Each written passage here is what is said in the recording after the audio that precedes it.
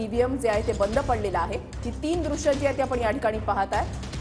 उज्ज्वल निकम श्री सिद्धिविनायक मंदिरामध्ये दर्शनासाठी या ठिकाणी आले आणि इथून त्यानंतर ते मतदान करण्यासाठी जाणार आहेत। उत्तर मध्य मुंबईमधून भाजपचे उमेदवार आहेत उज्ज्वल निकम आणि त्यांनी सिद्धिविनायकाचं दर्शन घेतलेलं आहे। तर इकडे दक्षिण मध्य मुंबईमधून उमेदवार असलेले शिंदे गटाचे उमेदवार असलेले राहुल शेवाळे यांच्याकडून मंदिरामध्ये जात दर्शन घेण्यात आलेलं आहे। तर बाळ्यामामा म्हात्रे यांच्याकडून दुग्धाभिषेक सुद्धा घालण्यात आलेला आहे। ही थेट दृश्य जी आहेत आपण या ठिकाणी पाहत आहे। भिवंडीमधून शरद पवार गटाचे उमेदवार आहेत बाळ्यामामा म्हात्रे आणि त्यांच्याकडून मंदिरामध्ये जात दुग्धाभिषेक करण्यात आलेला आहे। ही 3 दृश्य ज्या ठिकाणी उमेदवारांकडून देवदर्शन पूजा अर्चा जी आहे ती केली जाते।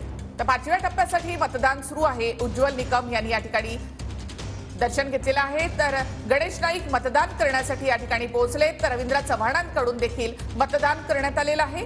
राहुल शेवाळे यांनी मतदानाला जाण्यापूर्वी मंदिरामध्ये दर्शन घेतलेलं आहे।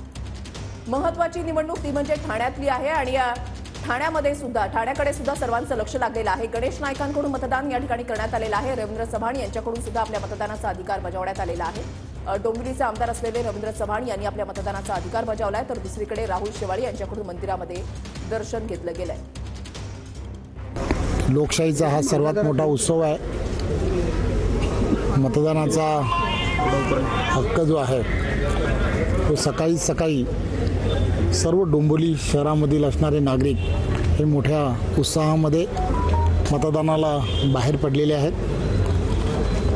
विकसित भारत हे स्वप्न साकार करण्यासाठी पंतप्रधानांचं मोठ्या उत्साहामध्ये शहरातील प्रत्येक जण हा मतदानासाठी उतरलेला आहे।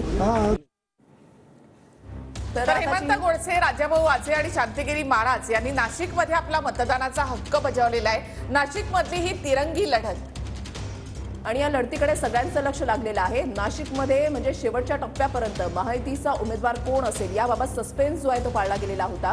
अनेक उमेदवार या ठिकाणी इच्छुक होते मात्र हेमंत गोडसे यांच्या नावावर शिक्कामोर्तब झालं। शिंदे गटाकडून हेमंत गोडसे यांच्याकडून आता निवडणुकीच्या रिंगणामध्ये ते उतरलेले आहेत। तिसऱ्यांदा लोकसभा निवडणुकीची लढतीसाठी इथे सज्ज झालेले आहेत। तर दुसरीकडे ठाकरे गटाकडून राजाभाऊ वाजे यांना उमेदवारी देण्यात आलेली आहे। काही वेळापूर्वी त्यांनी मतदान केंद्रावर जात मतदानाचा अधिकार बजावला। तर तिसरी दृश्य आपण या ठिकाणी पाहताय अपक्ष उमेदवार शांतिगिरी महाराज यांनी सुद्धा मतदान केलेलं आहे।